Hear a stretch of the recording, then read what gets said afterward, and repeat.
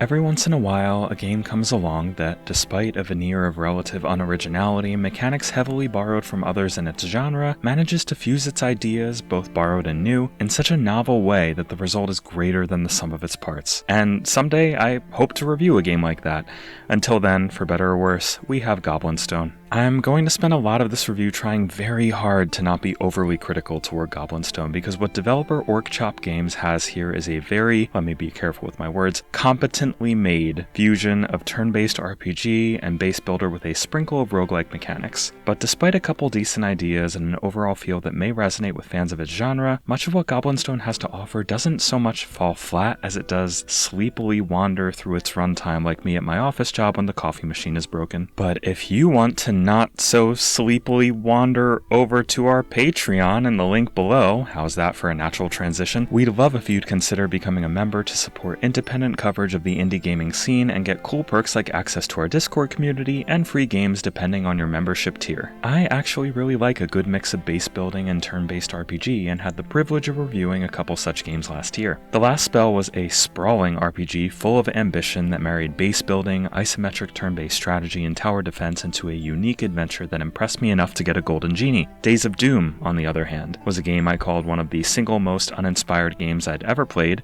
mixing bare-bones turn-based strategy with an even more bare-bones and grindy base-building mechanic that felt about as original as a Spider-Man origin story reboot. Goblin Stone, in this case, mixes about 25% of the former with 75% of the latter for results that are, well, still very mixed. But before I get too far into what left me most and least impressed here, let's talk about what the game is. Goblin Stone's story aims to flip the script on traditional fantasy setups by putting you in charge of a group of goblins who have been ruthlessly murdered by humans adventuring through their lands. Upon finding the game's namesake, the Goblin Stone, they journey to their new home where you can build a goblin lair and help them rise back up to claim their place in an unforgiving world. How effective this premise is will depend on who you're talking to, because ultimately this is a trope-filled, cliche-riddled tale that does very little to break standard fantasy conventions beyond putting you in the shoes of creatures we're typically fighting in most other fantasy titles. Those who don't mind the tropey premise and find comfort in the trappings of these familiar themes and characters may really enjoy it, but as somebody who's seen so many indie developers take traditional fantasy themes and reimagine them into something fresh and creative, what's here is especially unimpressive and seemingly lacks any ideas that haven't been borrowed from better stories. But hey, plenty of gamers don't care about story and view it as little more than window dressing for the meatier game mechanics underneath, and here's where Goblin Stone starts to deliver a little bit sometimes. Once your goblin lair is established, you'll create a war room from which you can gather up your initial party of 6 different goblins and adventure forth to gather resources and gold that you can spend to upgrade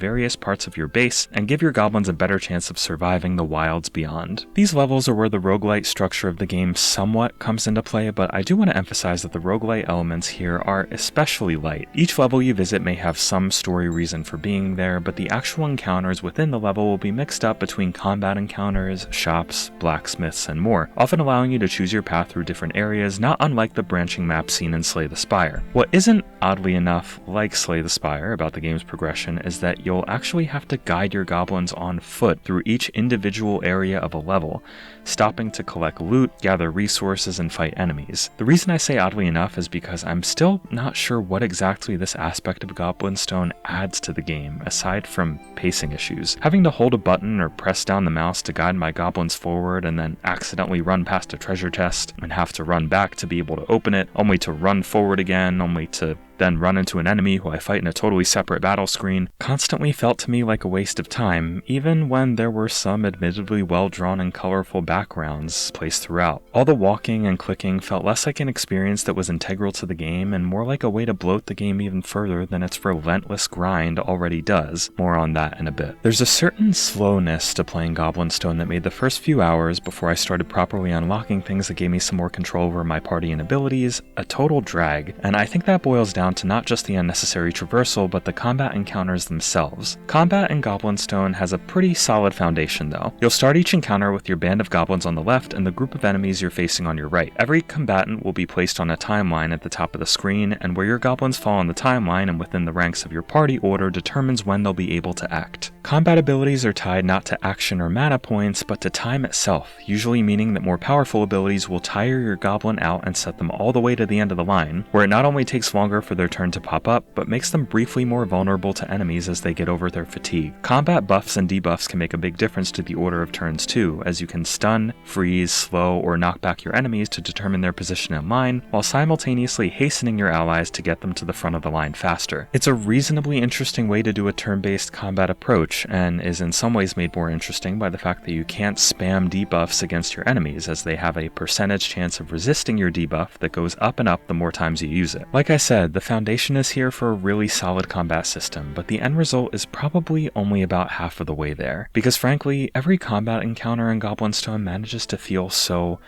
long and nearly identical at times, a feeling compounded by the lack of quality of life features that will have you frequently referencing your goblin's ability menus if you want to be truly strategic about it. For example, let's say the goblin currently acting in combat is in front of the line and has the ability to hasten one of his allies to get them moving to the front of the line faster for the next 3 turns. That would be really useful for my more powerful goblins. But wait, which goblins are my more powerful goblins? Is it Boltmonger, or Joltworker, or Bash Smiler, or Noonlopper? Given that every goblin in Goblin Stone has some sort of nonsense name that reads like you told ChatGPT to generate a list of marketing names for Home Depot products being ripped off by a startup on Instagram, I sure as hell never cared about them enough to remember what all their abilities did, and having to cycle through them and slow to pull up submenus to see whose abilities I even care about made choosing the strategic route less appealing when it slows the pace to a crawl. Additionally, even basic combat encounters often featured several enemies with pools of health that would take ages to whittle down if your goblins didn't have good enough weapons to get past enemy armor. I know 5 minutes doesn't sound like a long time for a combat encounter in an RPG, but many of the encounters seriously lacked any kind of excitement and became a slow war of attrition, whittling your enemy's health bars down one sliver at a time. It was rare that I would find enemies with interesting traits to have to work around or bizarre designs to contend with, either from a gameplay perspective or an aesthetic one. How many times can I fight a generic wolf enemy, or a generic spider enemy, or a generic bandit enemy without wishing something more creative would come along? So yes, even in combat, almost inarguably Goblin Stone's best aspect, there are enough pacing, quality of life, and design problems that it can get grating at times. But there were other times when I would hit just the right mix of weapon upgrades and new party members within my run and managed to do some fairly interesting combos between my party of goblins, interesting enough at least to wake me up a bit. The base building aspect, in my opinion, doesn't fare nearly as well. While things start out basic enough with a war room, storage room, armory, and the like, the game will soon start teaching you about different classes you can assign goblins to, or ways you can breed them to create new, interesting mixes of goblins with some of the traits of their predecessors. This is great in theory, but the problem is that the game loves to tease you with new mechanics only to snatch them away and go nah-uh-uh, as it points to the egregious golden resource requirements needed to actually use them. For example, if you want to assign your goblins to a particular class, that class needs its own guild within the goblin lair. At first, excavating enough area underground to build that guild may be fairly cheap, but the deeper you go, the more expensive it gets, often requiring several successful runs through levels you've already done to get enough gold to do so. Resources can be oddly stingy as well, with items like bone and wood seemingly so hard to come by that it felt like I'd never get enough of them to upgrade much of anything without a seriously annoying grind. What compounds this is that it's pretty hard to tell how difficult a level is going to be until you're actually in it. The goblin troops you've been developing and growing for some time can breeze through a level only to be completely wiped out by its difficulty spike of a boss. And once they're gone, and you'll be required to go back to your base with many of your favorite goblins dead and needing to start building up a reasonable team again, which means, you guessed it, going through old levels again to get powerful enough to try to take on that boss. And given how frequently enemies and environments repeat, to say this becomes a slog early and often probably doesn't hammer home the point quite hard enough. It can be rewarding to finally expand your lair and unlock a piece of it that took a long time to save up for, but knowing you're just gonna have to do it again can feel demoralizing enough to make you want to give up. There are quality of life issues in the base building piece too, unfortunately, and I'm hoping these will be patched out in time. For example, if I didn't have enough of a certain resource to upgrade one of my rooms, I couldn't find out how much of the resources I had and how much I still needed without going to a different room that actually held those resources